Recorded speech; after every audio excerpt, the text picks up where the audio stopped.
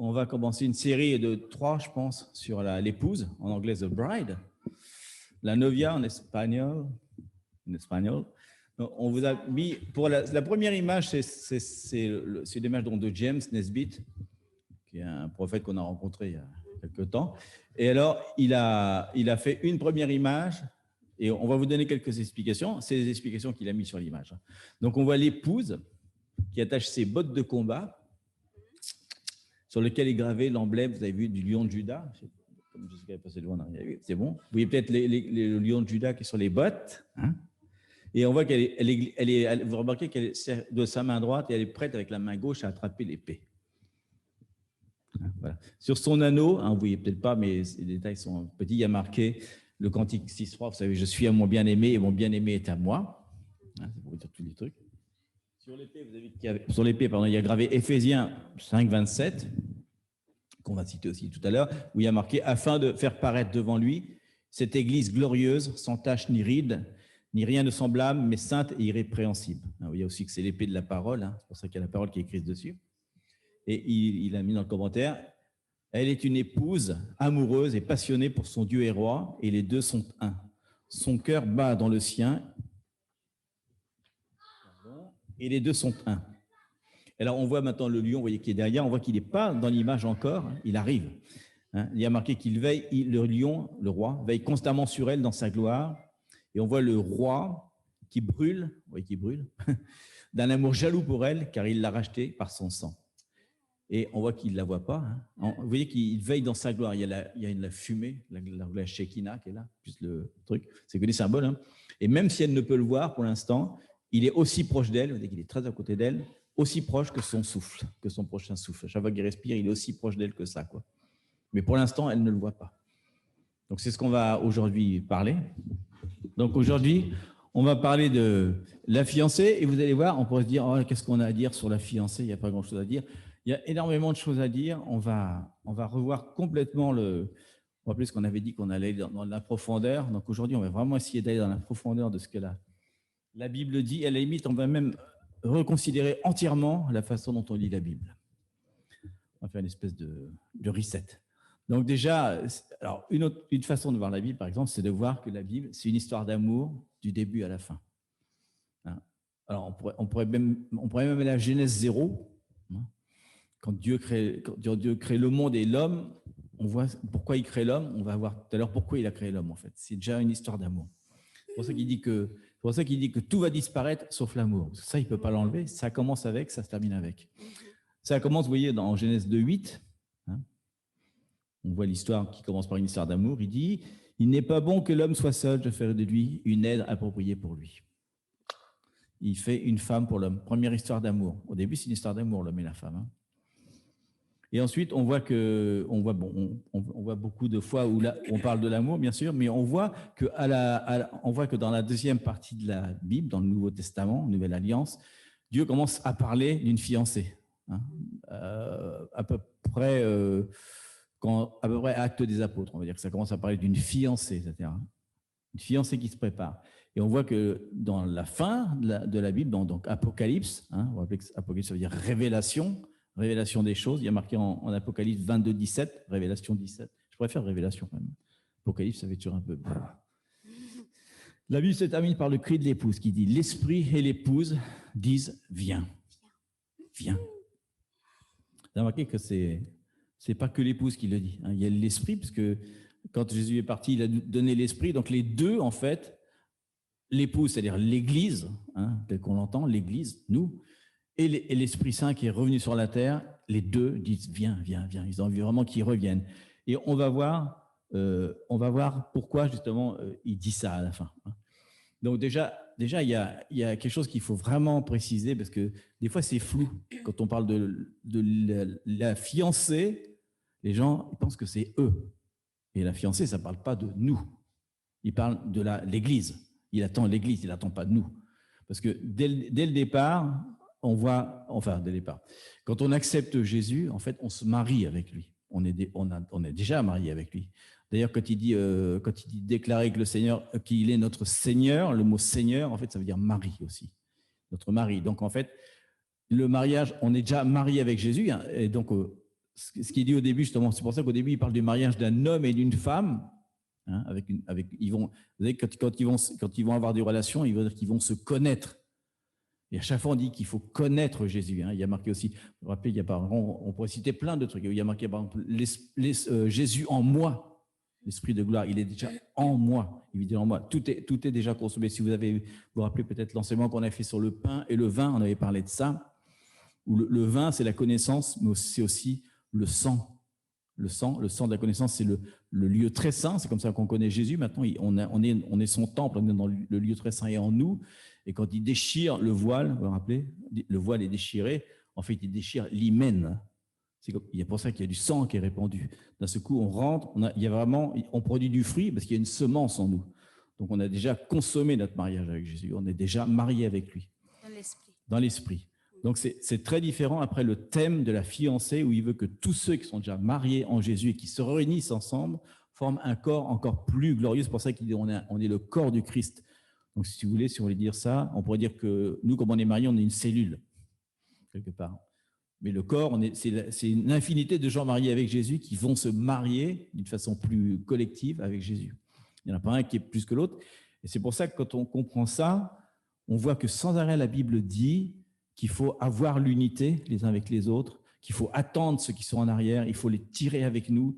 Notre but, on va être jugé là-dessus, on va être jugé sur notre vie personnelle, mais on va être jugé aussi qu'est-ce que tu as fait pour le corps du Christ, parce qu'il veut que l'épouse vienne, donc on est censé amener les autres, on est censé les attendre, on est censé les aimer, puisqu'ils sont exactement comme nous, quoi. C'est-à-dire que, vous voyez, il n'y a pas de différence, on peut pas juger quelqu'un, il est à son niveau, mais par contre, il fait partie du corps du Christ. C'est ce que veut Jésus. Dieu, plutôt, c'est qu'il veut que tout le monde rentre en même temps. Et c'est pour ça qu'il dit Dieu veut nous sauver tous. Dieu attend patiemment, il attend patiemment que le plus de gens rentrent. Bien sûr, il y a une limite de temps, mais notre responsabilité, on va en parler aujourd'hui, c'est vraiment l'épouse, quoi. Quelle est notre responsabilité dans l'épouse? Mais je pense que c'est aussi assez important de dire que quand Jésus nous appelle à nous, en tant avant qu'il nous connaissait déjà, mais déjà il nous connaît parce que le Père nous a choisis. Et après, on va voir pourquoi. Mais spirituellement, Jésus tout le temps nous cherche, tout le temps nous tire à son cœur. Si on comprend ça, qu'on est déjà marié avec lui, donc la façon de voir Jésus, c'est différent, c'est pas une religion.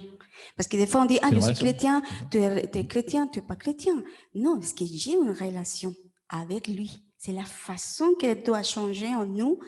Si on sait maintenant que vraiment je suis un avec son esprit, que je suis mariée, c'est comme nous, comme couple. Je suis mariée, je ne peux pas chercher autre mari, parce que c'est mon mari. Donc, je ne peux pas dire, non, je ne t'aime pas. Non, c'est consumé. C'est consumé. Mon relation avec son esprit, ça veut dire que mon esprit et l'esprit de lui, on est un. Parce que nous sommes vraiment sa maison. Mais ça, dans l'esprit. Si on doit changer le concept en tant qu'église. Paradigme. Que c'est un paradigme. L'église de tel, non. C'est l'église, les corps de Christ. C'est ça ce que Dieu cherche. Le Père cherche vraiment la fiancée de Christ. Et c'est pour ça qu'il faut, en fait, on va expliquer après pourquoi c'est très important de regarder différemment maintenant notre façon, parce que je sais que l'Esprit de Dieu commence vraiment à appeler son épouse, son église. Et église, en tant qu'église, c'est pas des murs, sinon l'église qui gouverne, l'ecclésia qu'on parle. Vraiment, c'est l'église, c'est la femme en tant qu'église grande, la femme, la fiancée de Christ qui commence à gouverner à côté de lui. Donc, ça change vraiment notre façon de voir. Déjà, ça change la parole qu'on dit sans arrêt. Des fois, on ne le pense pas, mais on dit non, ce n'est pas une religion, c'est une relation. Maintenant, imaginez-vous le mot relation comme relation sexuelle. Relation. C'est une relation intime. C'est pas un truc.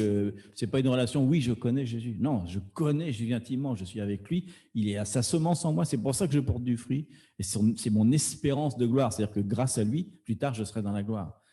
C'est fou. C'est plus que l'espérance, soit le gospel qu'on partage aux autres. C'est quelque chose qu'on partage à nous-mêmes. C'est fort. C'est vraiment puissant. C'est pas C'est pas un mot qu'on dit comme ça, une relation, non. On dit vraiment une relation au sens que oui, je connais Jésus. Et- Tu crois en Dieu? Ben oui, je connais Dieu. Je n'ai pas besoin d'y croire, je le connais, quoi. Je n'ai pas besoin d'y croire. Et donc, alors, La relation des pactes, des oui. alliances. Oui, alors C'est donc, fort. Hein? déjà, on pourrait dire, alors, vous vous rappelez que la Bible est un livre juif, donc c'est important de le remettre dans le contexte, parce que nous, si on parle de fiançailles, voilà, tu trouves une femme, ça y est, tu commences à la connaître, tu te fiances, tu te maries.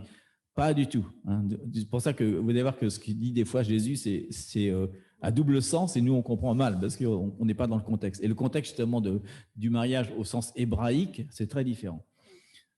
Le père, c'est le père qui choisit l'épouse. C'est le père qui choisit son épouse, et ensuite, il la présente à son fils. Bien sûr, il faut qu'il soit d'accord quand même. C'est pas mais c'est lui qui choisit. À l'époque, c'était des relations entre des clans aussi. Il fallait consolider absolument les familles. Il fallait vraiment consolider ça. Vous vous rappelez, Ben, fils de fils de fils de. Mais donc, c'est le père qui choisit l'épouse. Et ensuite, il la propose à son fils, et son fils va aller conquérir son épouse. Vous voyez, spirituellement, ce que ça veut dire, Dieu choisit. Dieu a déjà choisi au début, avant même de parler de Jésus, Dieu a déjà choisi. Genèse, quand il crée l'homme, il crée déjà l'épouse, parce qu'il sait qu'il va envoyer son fils.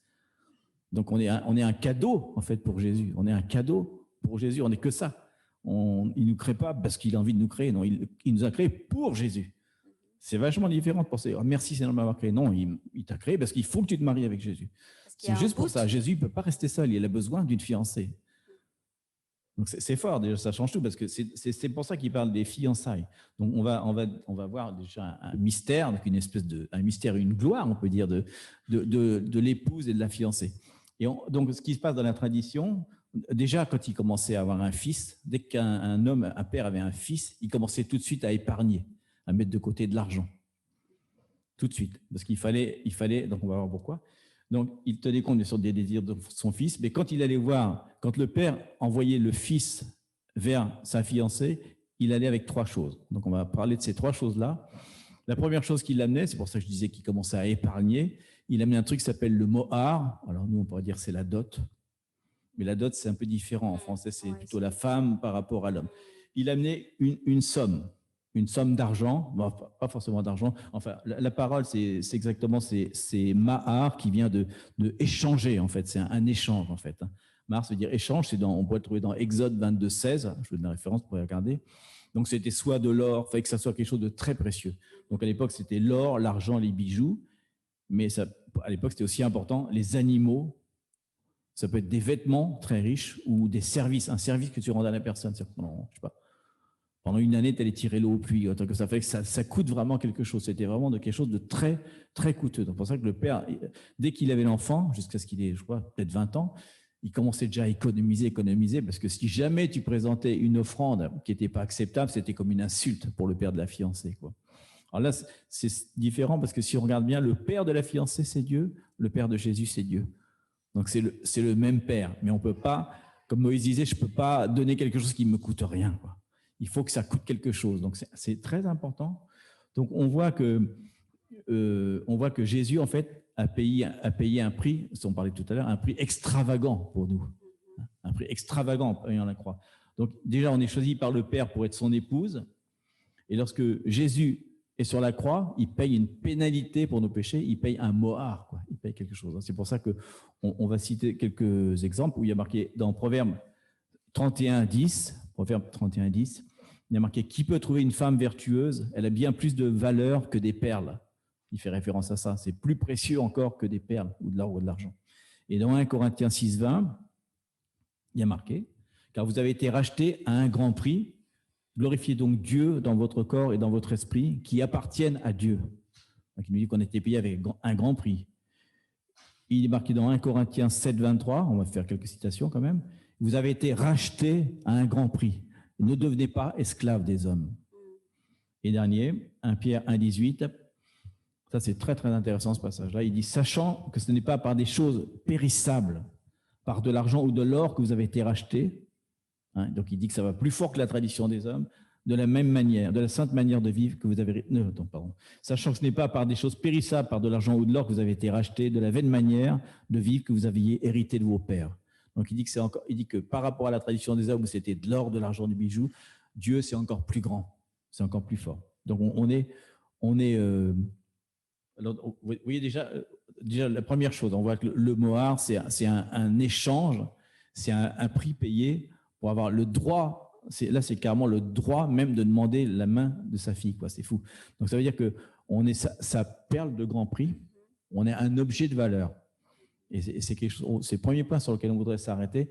Est-ce qu'on se rend compte vraiment de ça? Est-ce que tous les jours, on est conscient de ça, hein, nous tous, hein, pas que nous. C'est-à-dire qu'on peut dire, j'ai été racheté à grand prix, mais est-ce qu'on est au courant que elle, toi, tous, on a été rachetés exactement avec le même prix? Donc, comment est-ce qu'on regarde les autres?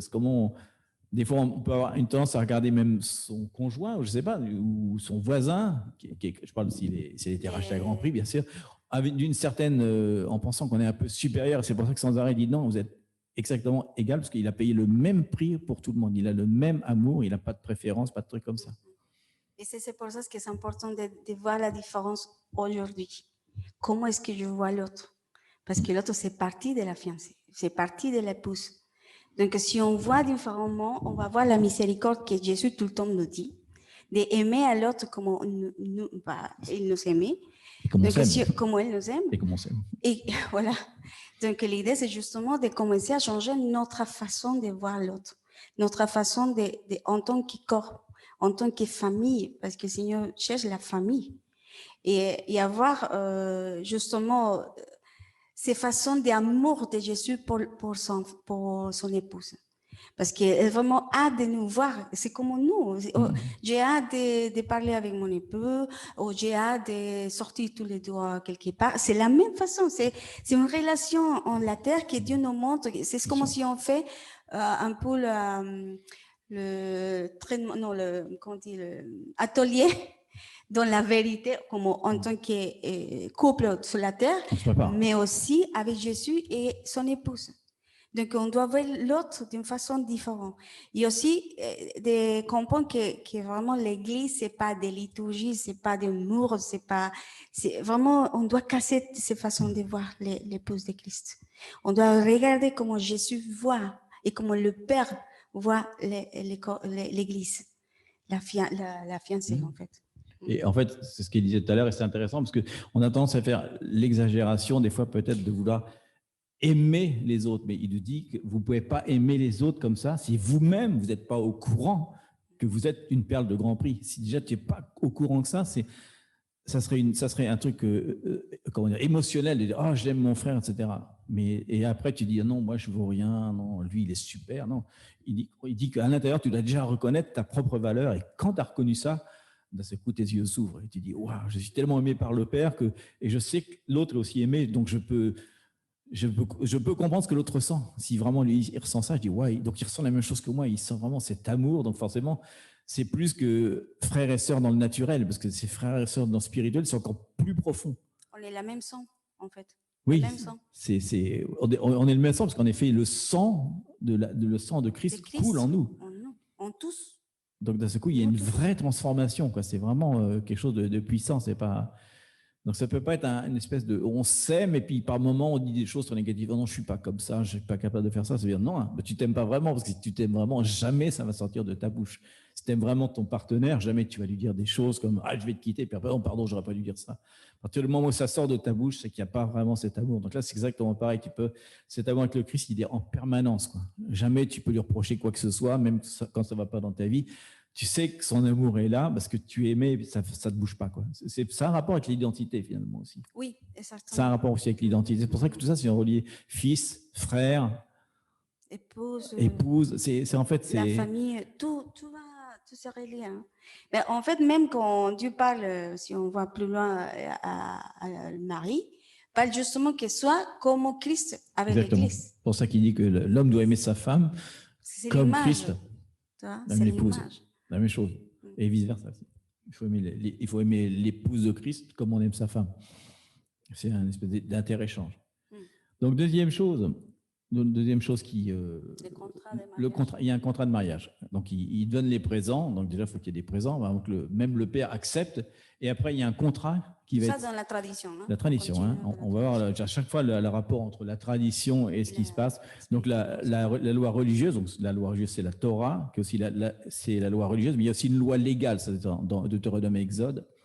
Il y a des instructions par rapport aux instructions, par rapport aux responsabilités, par rapport au mariage. Le mariage, c'est quelque chose de codifié quand même. Mariage, ça veut dire alliance, rappelez-vous. C'est pas comme nous, il n'y a pas un mariage avec un prêtre qui vient. À l'époque, il n'y a pas de prêtre qui vient sceller quelque chose. C'est vraiment, c'est les parents qui font ça entre eux. Hein. C'est très différent pour nous. Donc, il y avait, par rapport au mariage, donc, le fiancé devait préparer un document écrit, hein, avec les droits qu'aurait la fiancée et les promesses qu'il faisait envers la fiancée. Même si ça, il ne le lisait pas à la fiancée, mais il le lit au père. Mais il disait déjà, par rapport à ta fille, voilà ce que je vais faire, voilà comment je vais la traiter, voilà les droits qu'elle aura. Je parle des droits légaux, c'est-à-dire qu'il n'aura pas le droit de la vendre en esclavage, il n'aura pas le droit, parce qu'à l'époque, c'était quand même très dur. Hein. Il devait pourvoir à toutes ses nécessités. Voilà, il y avait des promesses, il faisait quelque chose. Hein. Voilà. Et quand le père était content du terme du mariage, c'était écrit souvent, hein, il appelait alors sa femme et sa fille, à ce moment-là seulement. C'est même la première fois qu'il voyait le fiancé. Hein. Il appelait sa femme et sa fille pour qu'ils voient le contrat et que s'ils étaient tous d'accord, alors ils signaient le contrat. Ils signaient le contrat. C'est-à-dire que le mariage était fait. Ça y est, ils sont mariés. Il n'y a pas besoin, même si le mariage n'est pas consommé, officiellement ils sont mariés et devant la loi, tu ne peux plus jamais enlever ce contrat-là. Le contrat est définitif. Et vous voyez, si on regarde par rapport à ce qui se passe Jésus, qu'est-ce qu'il fait? La Bible, c'est ça finalement. C'est un espèce de contrat qui passe avec l'homme. C'est rempli de promesses, c'est rempli de dabards. Il y a des contrats, il y a un moment où il dit je détruirai plus l'humanité. Et il fait un arc-en-ciel. Il signe un contrat. Après, il dit toutes les choses concourent au bien. Enfin, il donne plein de promesses. Je serai toujours avec vous. Jamais je vous abandonnerai. N'ayez pas peur. Imaginez-vous que ça soit l'homme. Imaginez-vous que ce soit l'homme qui dit ça à sa femme. Quoi. Jamais je t'abandonnerai.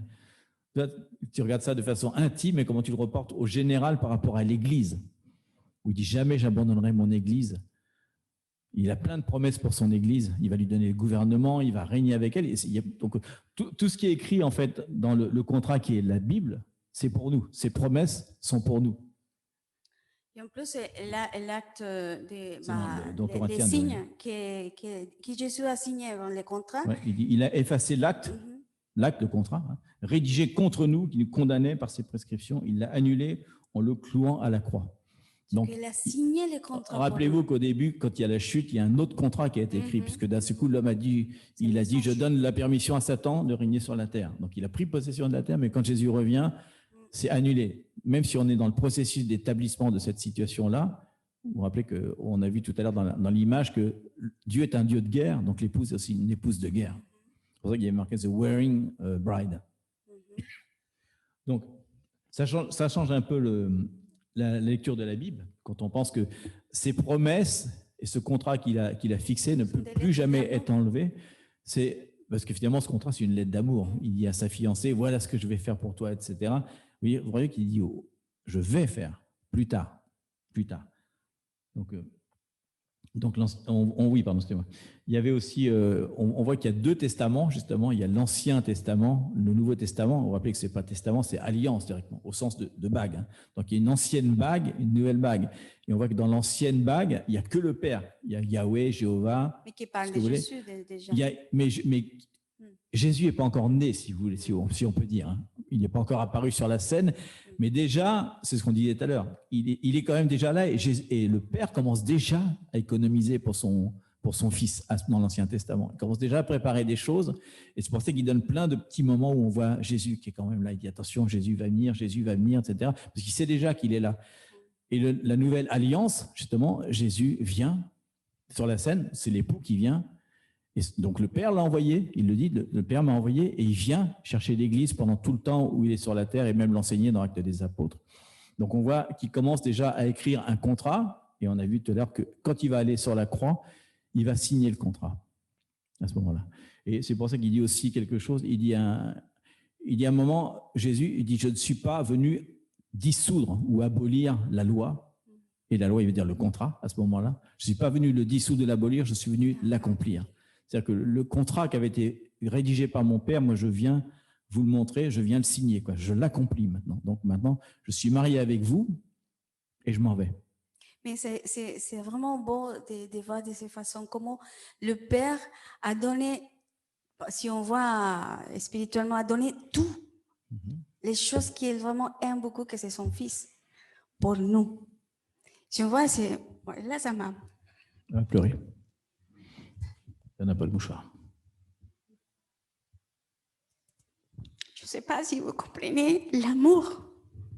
Ça veut dire que je suis partie de son épouse.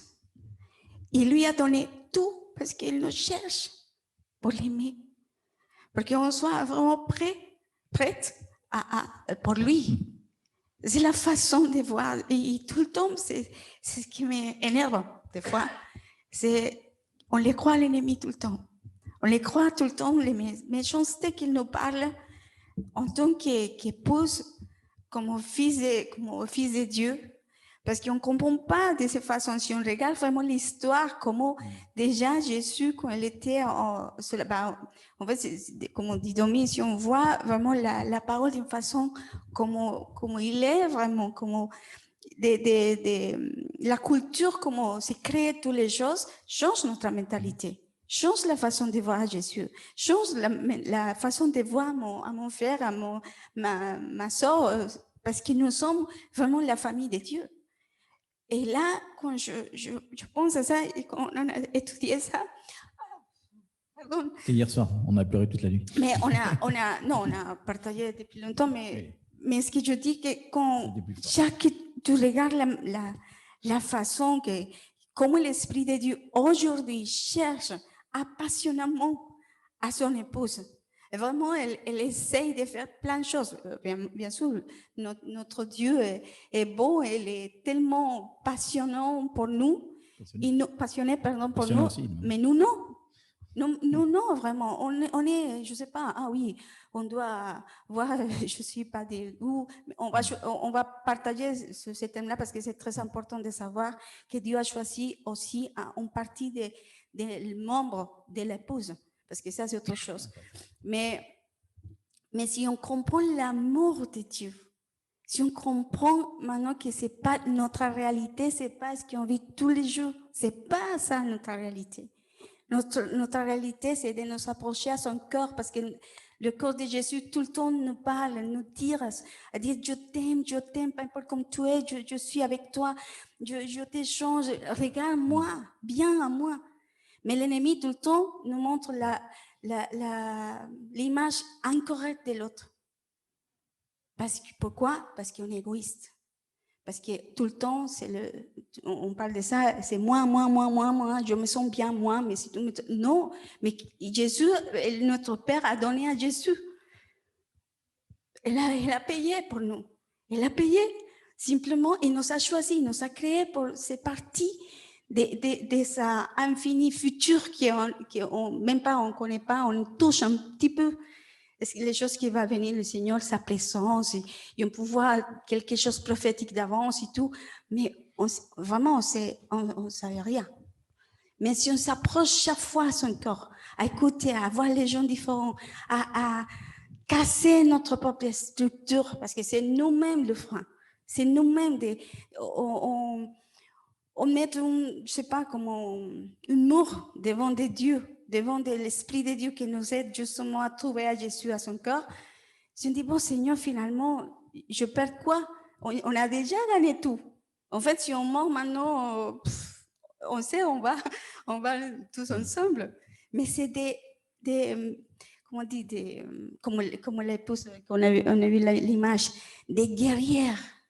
Nous sommes guerrières pour justement, c'est pas contre les personnes, c'est les esprits qui viennent à entorpecer, à faire chuter, je sais pas. Oui, à dévier vraiment les bouts de Dieu, comme en tant que peuple. Et ça, c'est le problème de nous, de tous. Hein. C'est pas simplement, c'est tous les jours, c'est un combat tous les jours. de dire non, je ne peux pas regarder les personnes comme ça. Alors, comment tu vois les personnes, Seigneur? Montre-nous, change notre façon de voir les personnes, de sentir même ton cœur, Seigneur. Comment est-ce que tu sens ces situations, Seigneur? Tu ferais quoi maintenant?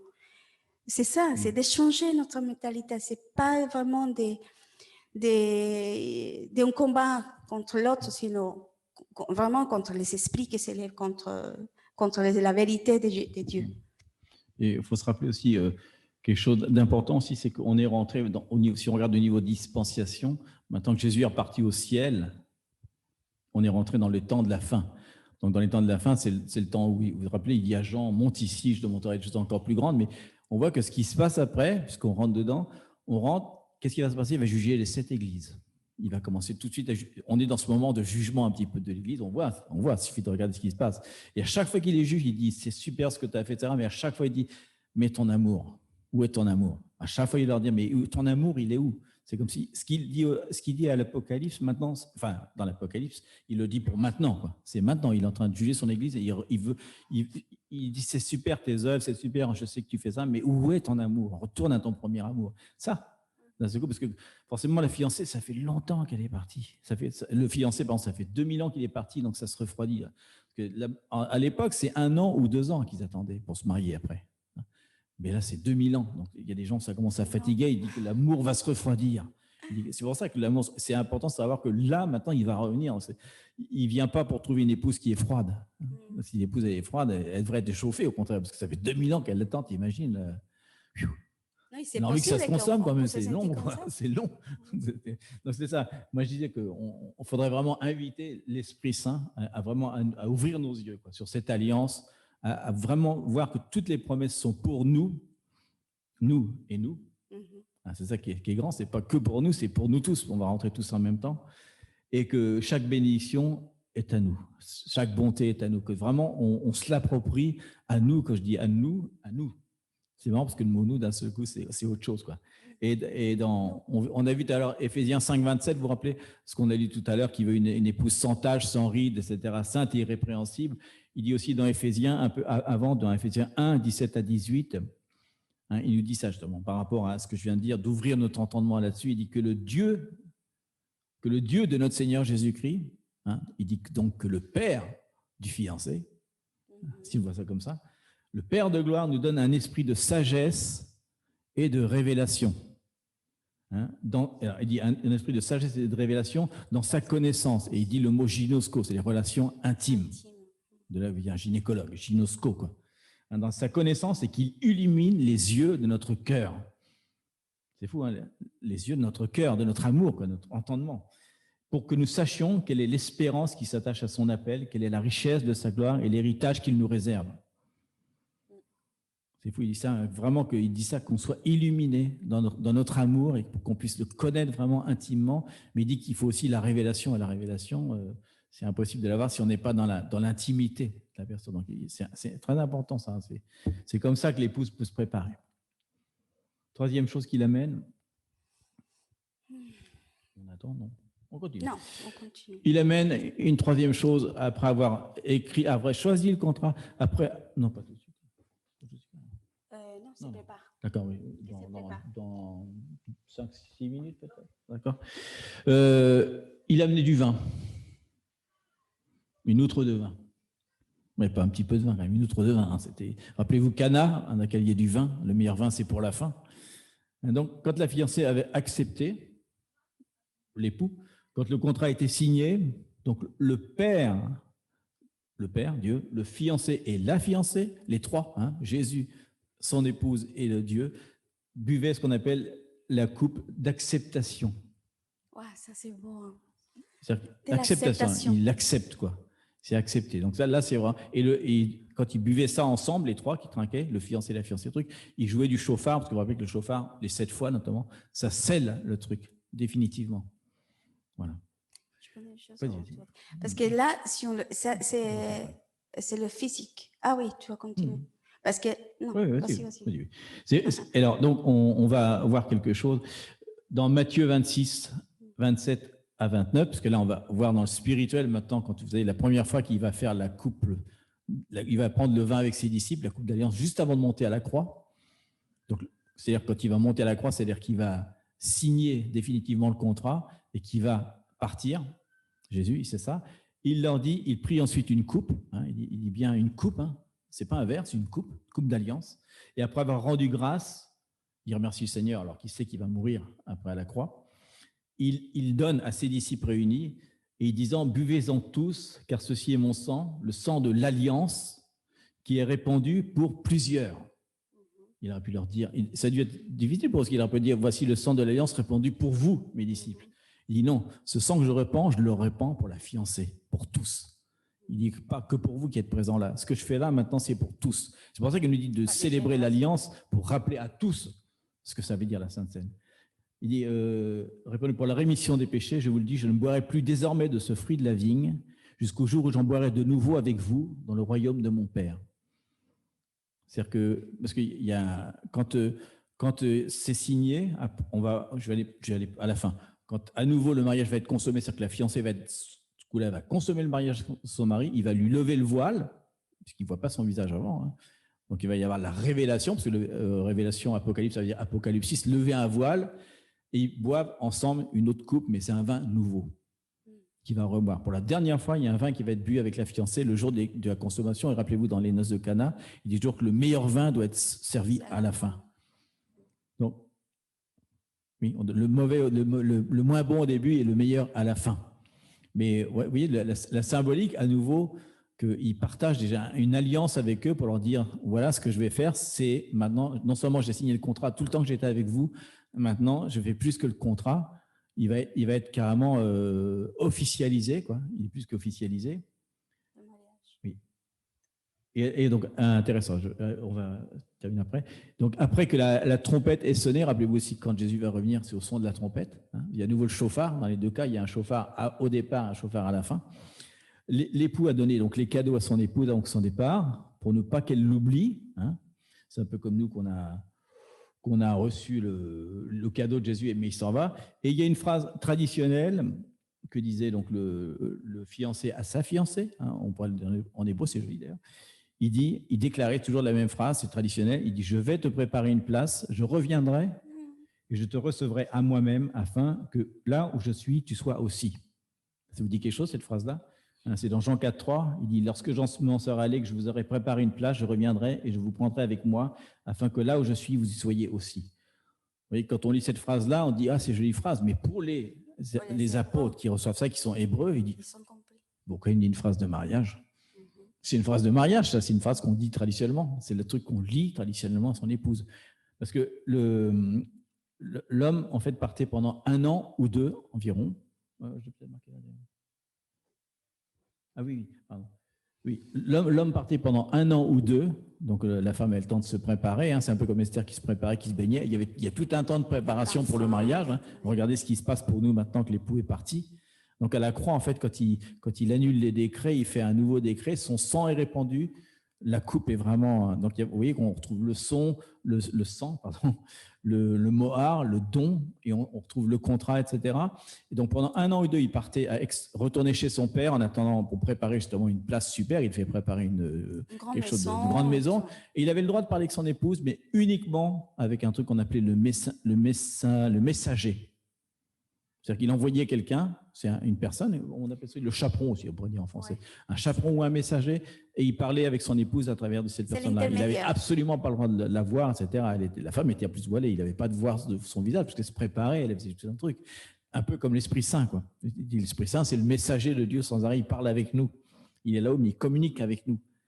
Donc la même chose, il faisait pour le mariage. Vous voyez, toute la relation entre ce qui se passe sur la terre et ce que fait Jésus, en fait, il fait exactement ça. Il dit, il vaut mieux pour moi que je m'en vais parce que je vais vous préparer une maison, mais vous inquiétez pas, je vous envoie le messager, donc comme ça on pourra parler. Alors lui, c'est pas de temps en temps, parce que là c'était des grandes distances, donc il venait de temps en temps parler, mais là, il parle avec nous en permanence. C'est comme les WhatsApp quand on est loin. Les WhatsApp. Oui, mais c'est ça. Jésus nous rappelle sans arrêt ses promesses. On n'a pas besoin d'attendre. Si on veut, on prend la parole. L'Esprit Saint nous éclaire. Et là, ah oui, les promesses, etc. Le mariage, etc. Donc, c'est-à-dire qu'en ce moment, on est vraiment dans un temps de préparation, puisqu'il est dit qu'on va régner. On va régner, mais régner avec lui, et en plus régner pour l'éternité. C'est-à-dire que toutes les choses qu'on fait en tant que mari et femme, au petit niveau, église, fiancée, c'est tout un temps de préparation. On se prépare personnellement, on se prépare en tant qu'église parce qu'on va tous régner avec lui. Donc on est vraiment dans, c'est important parce que ce jour-là, le voile va être révélé, on va vraiment connaître Jésus, il dit qu'on va le connaître tel qu'il nous a connus, on va boire un vin nouveau avec lui, donc ça va vraiment signer le truc, le mariage.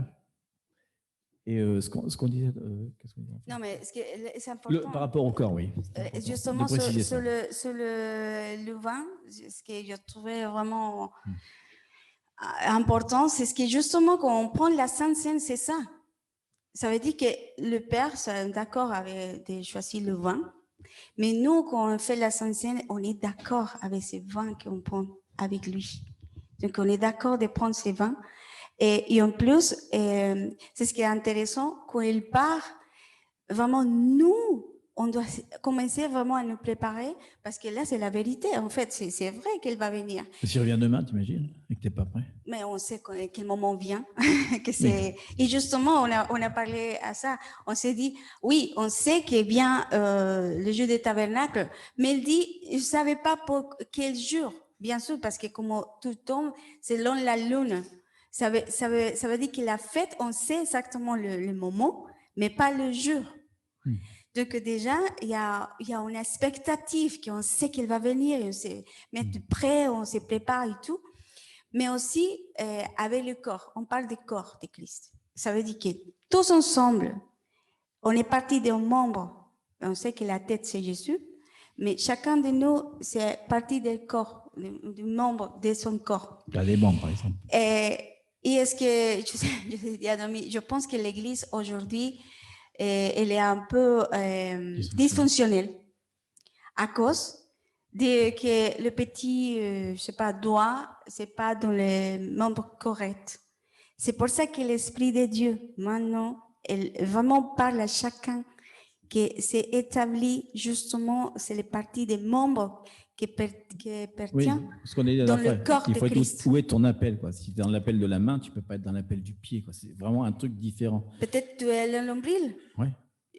Pas tous on peut être la bouche, pas tous l'oreille, pas tous nous sommes les yeux. Donc c'est ça, c'est pour ça que l'Esprit de Dieu commence vraiment à mettre en place à tout le monde, à réaligner vraiment l'Église, à réaligner le corps de Christ. Mais jamais on peut dire que la bouche c'est mieux que le pied. Non, mais tous ont besoin de tout. Même le petit doigt de mon pied, je trouvais qu'il y a quelqu'un qui s'est cassé le doigt. Ben, elle prend l'équilibre du corps, t'imagines, c'est le petit doigt. Donc, chaque membre du corps, c'est important.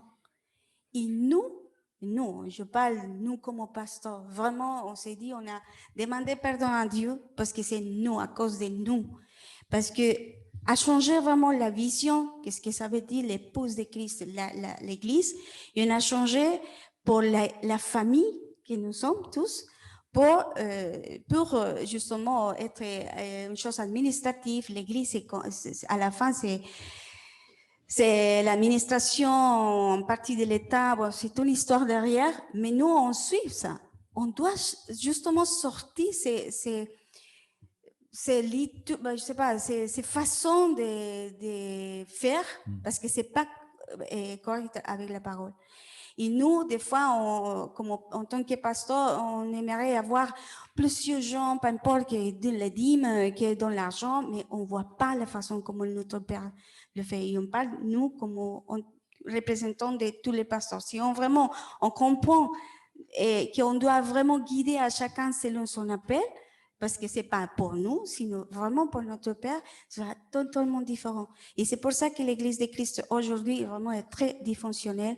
Il y a beaucoup de combats, il y a beaucoup d'égoïsme, les gens sont pas eu d'égoïsme, de plein de choses qui s'arrivent à cause de justement qu'on comprend pas vraiment l'idée de Dieu, finalement. C'est l'idée de Dieu, c'est pas la nôtre. C'est de dire, Seigneur, comment on peut aider à chacun? Comment on peut regarder les autres? Comment c'est ton fils? Seigneur, montre-nous la façon. Donc déjà, pour nous, on doit commencer à changer notre façon de voir notre vie chrétienne, notre vie en Christ comme famille, en tant que famille. Commencer à regarder à l'autre, vraiment comme les trésors précieux que Dieu a mis, parce que c'est pour tous qu'il a payé, et que nous, on doit se préparer pour le règne. Ce qu'on voulait faire un peu l'accent là-dessus, c'est justement cette espèce d'amour-passion qu'on a par rapport à Jésus. C'est pas, je dis pas, tiens, aujourd'hui, je vais penser à ma femme. Non, ta femme, elle est en permanence dans toi, c'est la même chose. Dieu devrait être toujours au centre de nous, de notre amour, etc. En permanence. Et si on vit dans cette espèce d'amour, tout ça, ça vient avec. Il y a la gratitude qui vient, comme tu sais ses promesses, tu sais ce qui t'attend, tu es là tous les jours, tu sautes de joie, carrément. Peu importe ce qui se passe, tu sautes de joie parce que tu sais ce qui t'attend. C'est ce qu'il dit, l'espérance de la gloire en moi. Il y a une espèce de... C'est-à-dire que ton esprit brûle, en fait, pour Jésus. Ton esprit brûle parce que tu as juste envie d'être avec lui en permanence. Quand tu y penses sans arrêt, c'est quelque chose qui t'obsède. Tu sais, quand tu es amoureux, c'est comme ça. Quand est-ce qu'il n'y a plus que 3 jours? Ah là là, les heures. Après, c'est les secondes. Tu essaies d'occuper toutes les secondes. Tu vas m'écrire. Qu'est-ce qui se passe aujourd'hui? Tu m'as pas aujourd'hui? écrit, c'est quoi, Jésus? Mais quoi? Tu ne me parles pas avec moi aujourd'hui? C'est quoi? T'imagines, Jésus? L'époux, il attend que son épouse parle avec. Il a cette espèce d'amour et il va vivre avec elle pour l'éternité. On ne vit pas pour pour 50 ans de mariage. On vit pour ouf. L'éternité. Et on ne sait pas ce qu'on va faire. Il ne l'a pas dit, mais on va peut-être aller dans les nébuleuses pour... se balader, je sais pas. Déjà, c'est un truc génial. C'est tellement énorme qu'on ne pourrait même pas le comprendre s'il nous l'expliquait. Mais on va vivre dans l'éternité, on va régner. Qu'est-ce que ça veut dire régner, en fait? Régner sur quoi? Mais là, c'est la prochaine. Rappelez-vous qu'il y a des anges partout, il y a des civilisations partout. On va certainement faire des choses extraordinaires.